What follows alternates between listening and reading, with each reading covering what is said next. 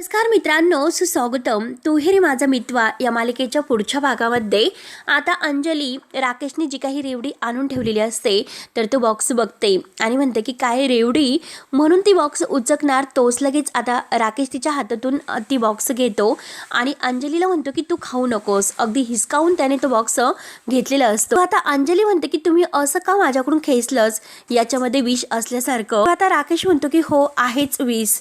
तेव्हा आता अंजली विचारते की म्हणजे नक्की काय. त्यानंतर मात्र आता लगेच हा अर्णव आहे तर ती साडी प्रेमाने आता ईश्वरीला देतो. बघ, ही साडी तुझ्यासाठी नाही तर माझ्या आईच्या इच्छेसाठी.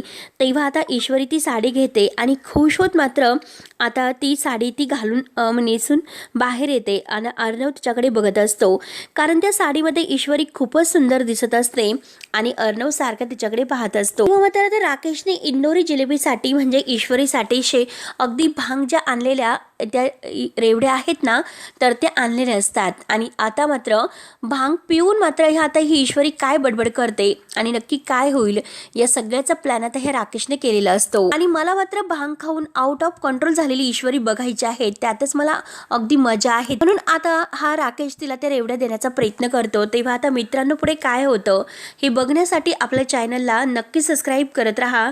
धन्यवाद.